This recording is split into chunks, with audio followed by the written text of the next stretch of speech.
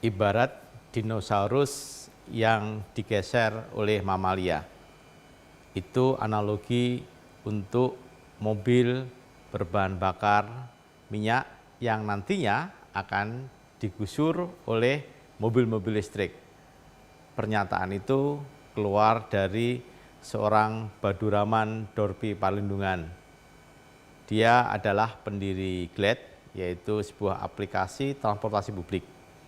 Tahun depan, Glad akan menyediakan mobil-mobil transportasi umum berbasis kendaraan listrik baterai.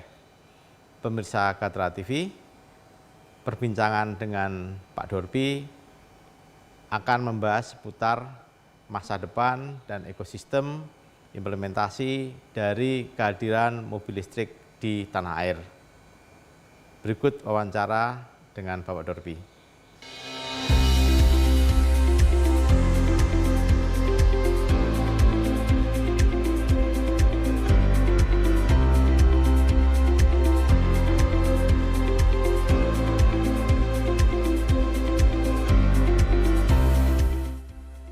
Bagaimana Anda menilai implementasi mobil listrik berbasis baterai?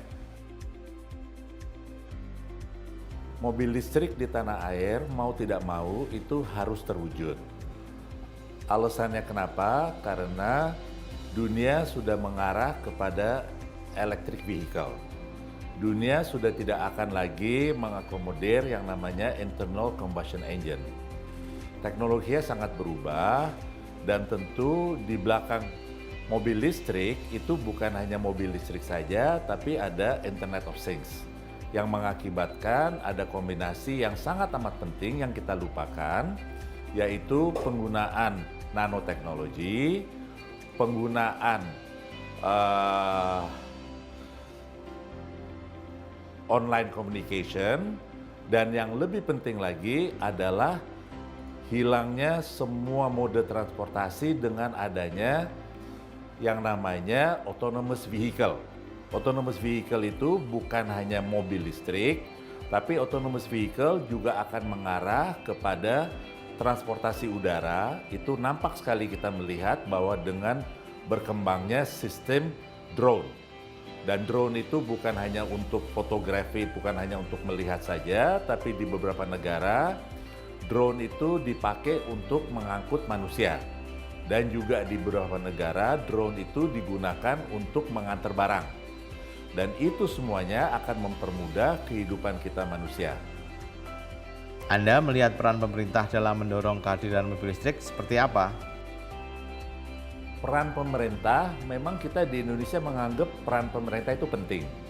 Tapi kita mesti ingat bahwa pemerintah Indonesia itu hanya satu di antara sekarang yang terdaftar 198 negara anggota dari PBB.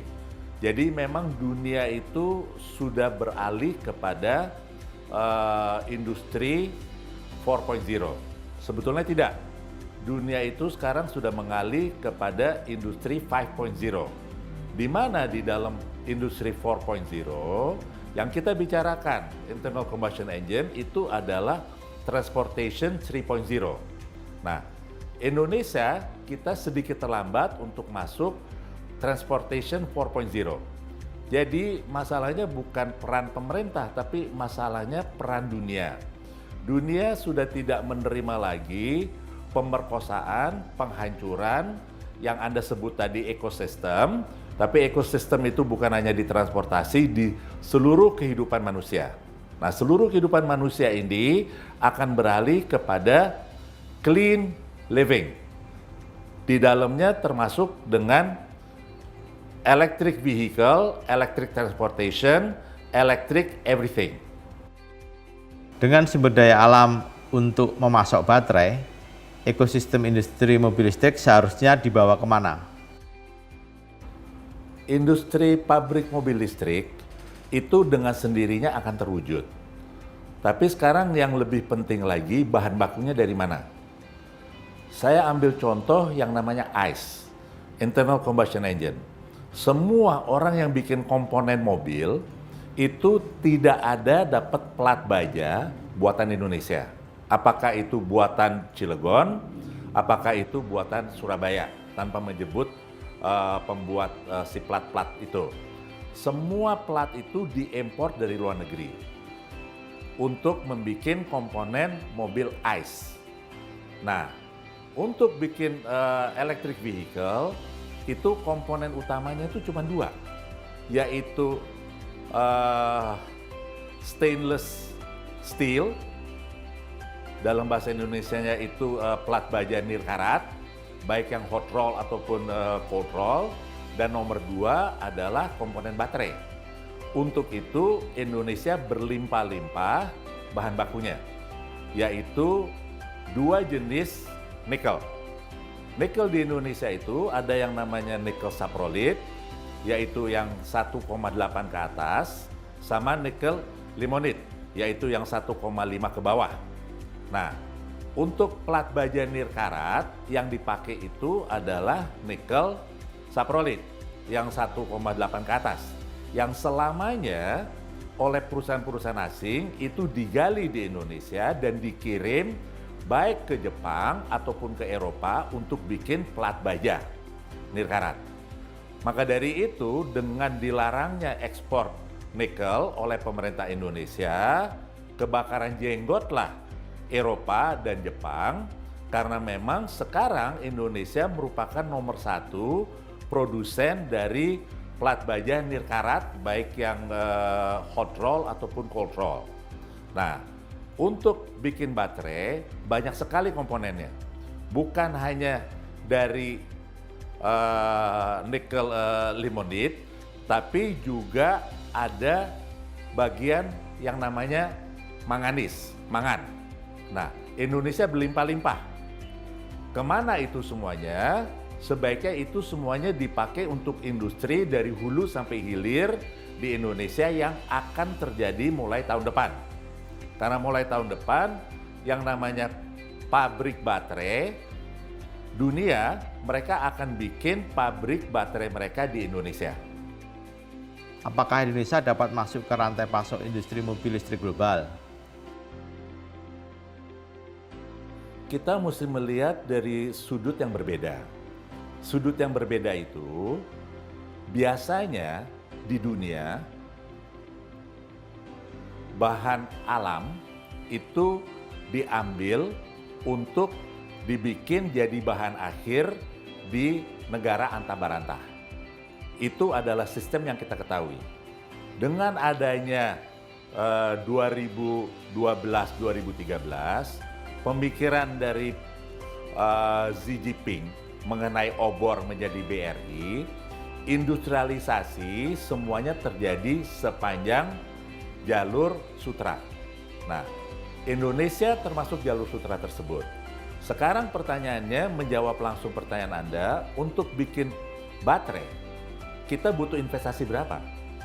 Yang kita butuh investasi itu bukan hanya orang yang mau bikin baterai, tapi juga industri dasarnya untuk membuat nikel limonite itu bisa dibikin menjadi bahan baku baterai.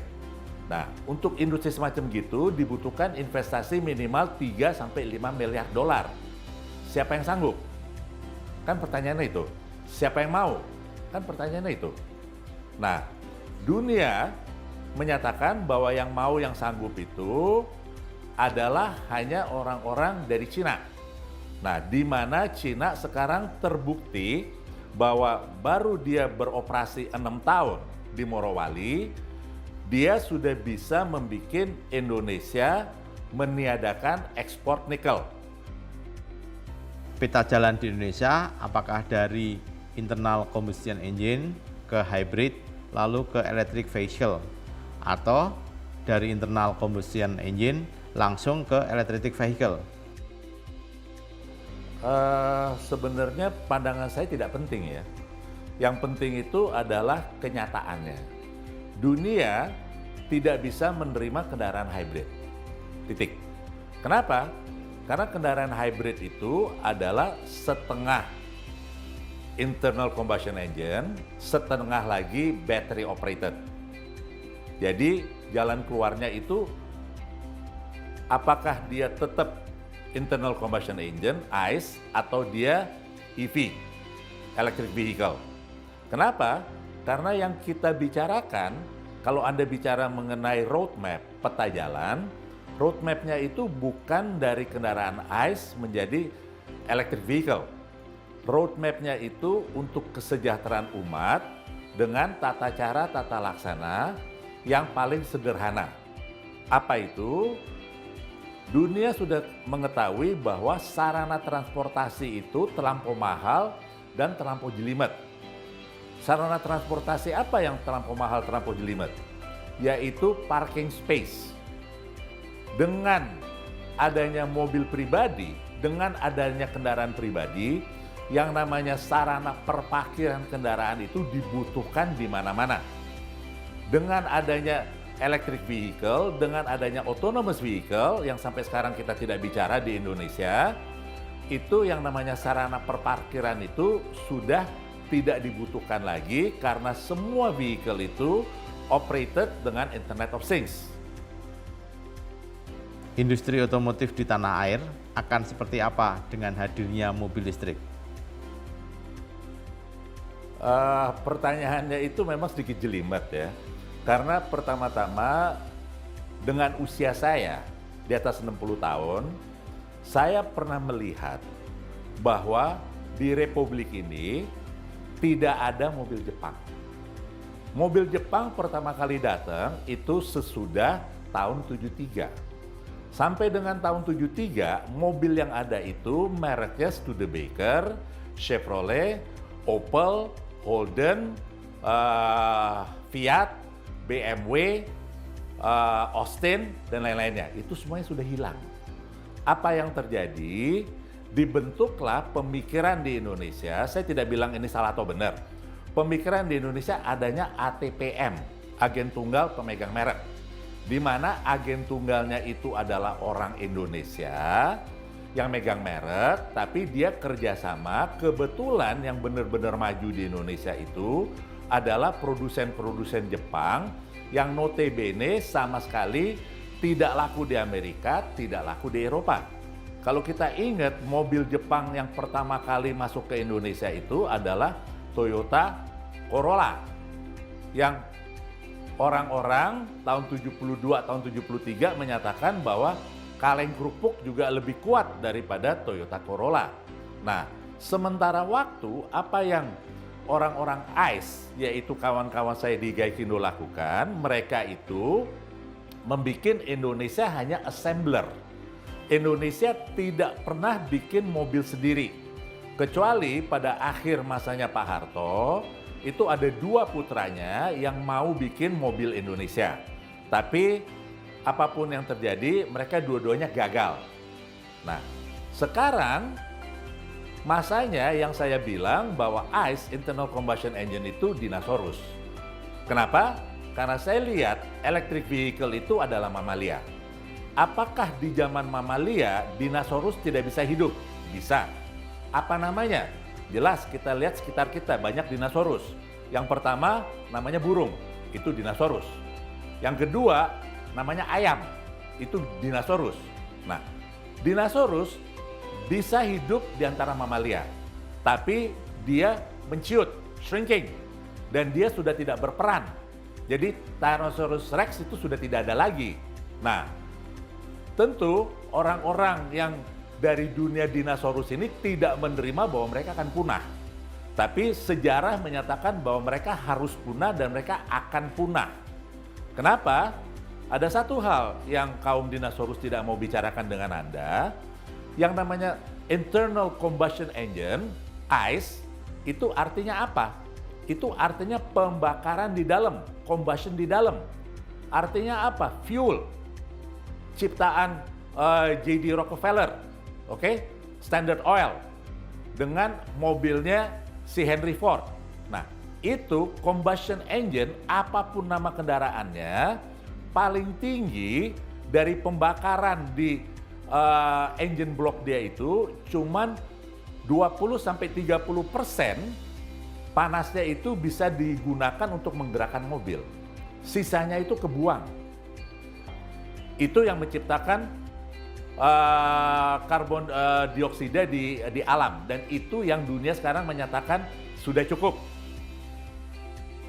Dengan perkembangan teknologi baterai, seharusnya pembangunan infrastruktur transportasi diarahkan kemana? Itu saya susah menjawab.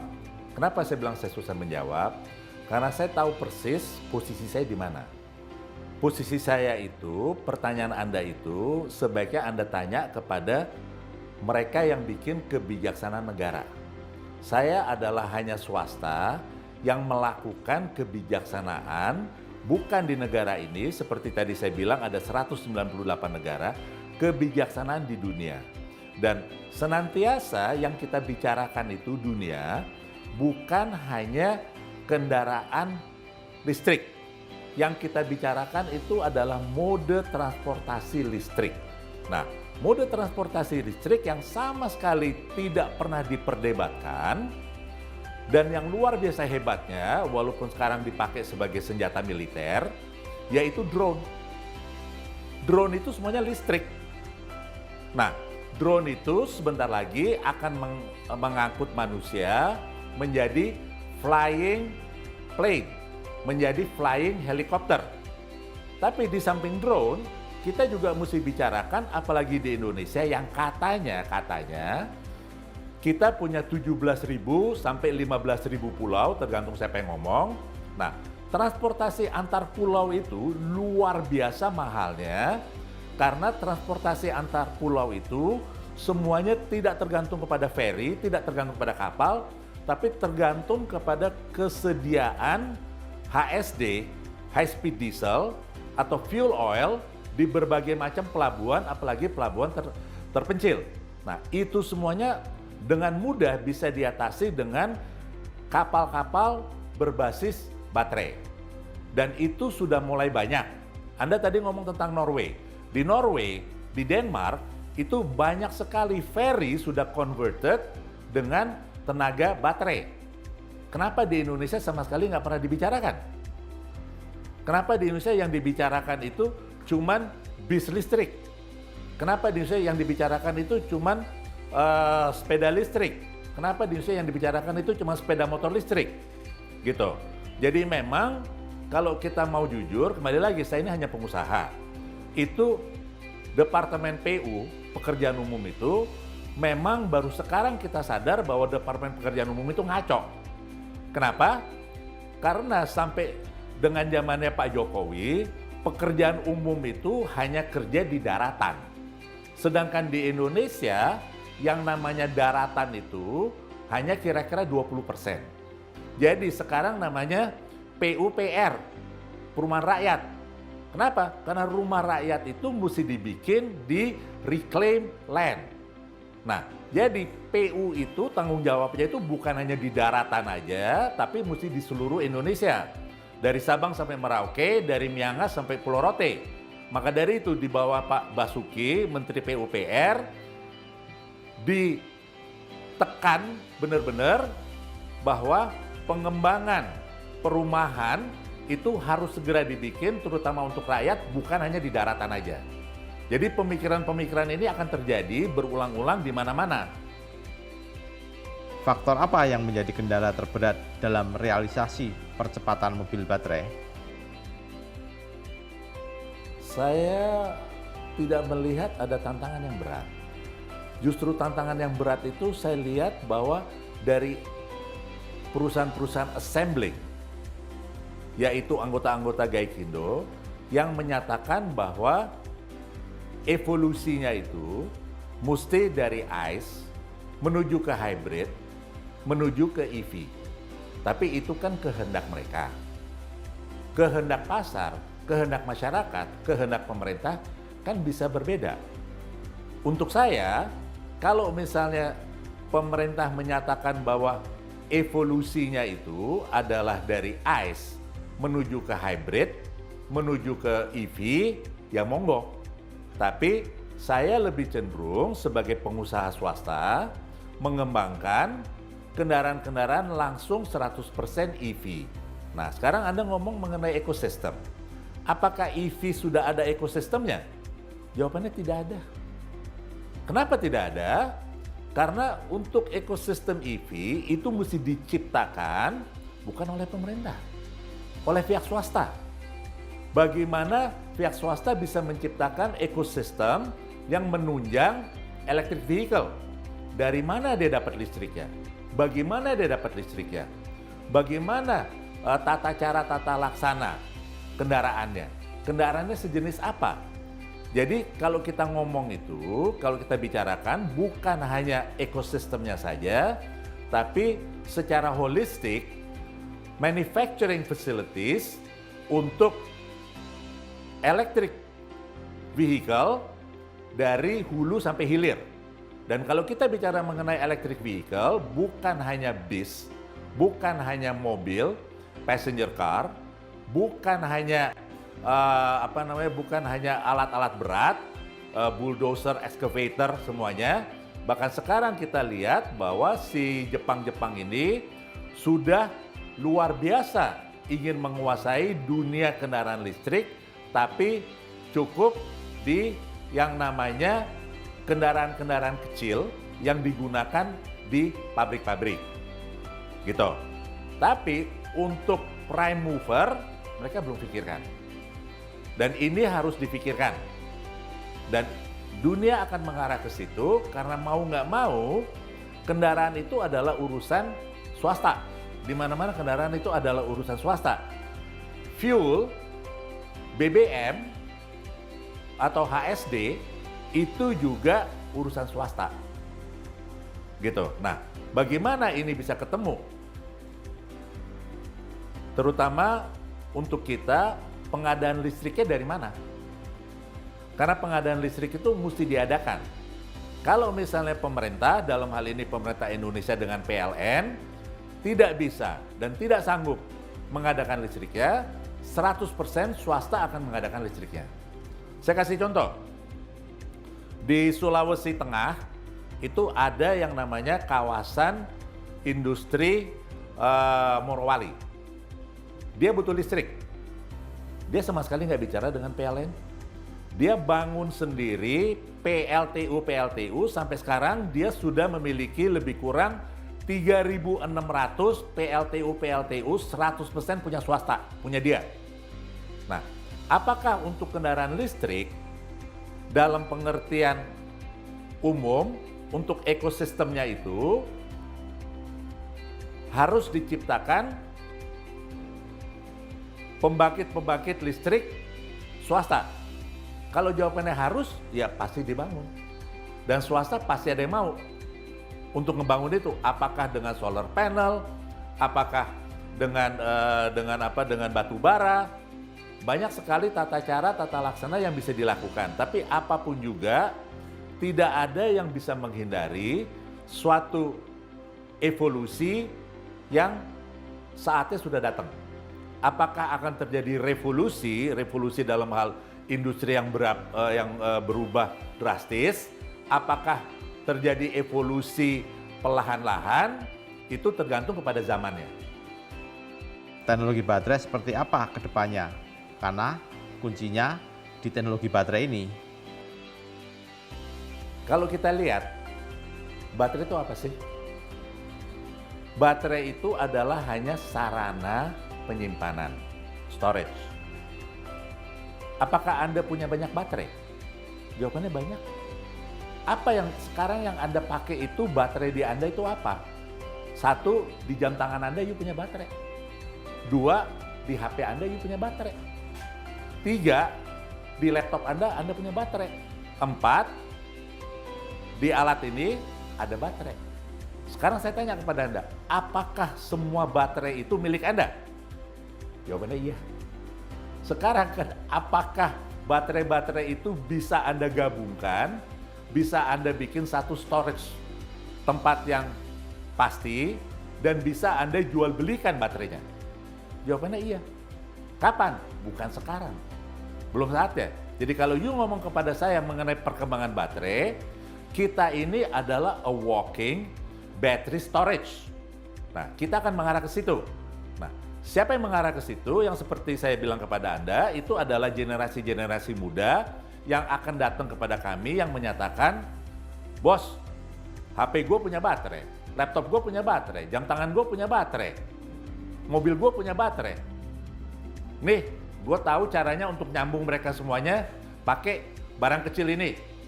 Terus, ya kita bisa jual beli baterai, bos. Itu adalah definisi baterai. Jadi jangan Anda anggap bahwa penemuan terakhir itu adalah baterai yang dari abad ke-18, 1898, itu yang namanya baterai aki yang kita kenal, itu yang namanya baterai di kendaraan, itu sekarang sudah mulai digeser dengan baterai lithium ion, berbagai jenis lithium ion. Nah, apakah lithium ion akan tergeser? Tergeser.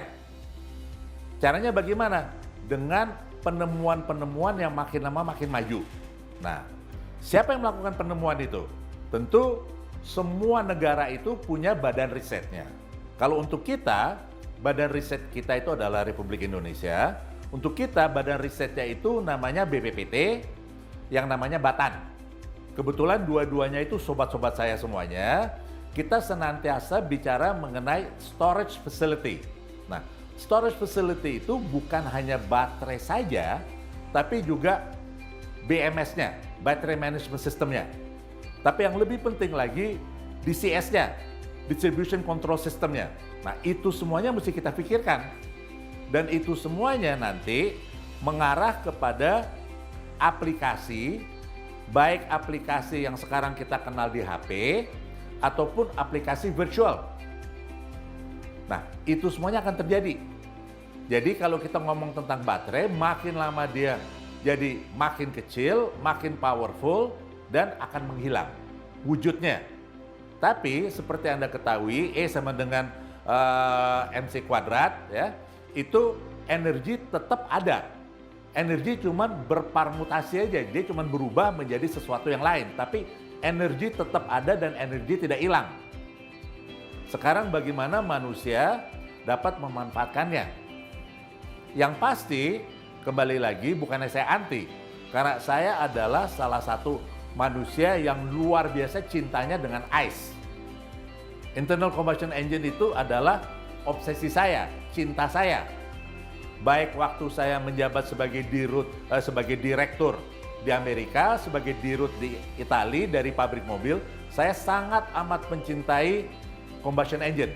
Tapi sekarang zaman sudah berubah. Dinosaurus akan punah. Mari kita semua jadi mamalia.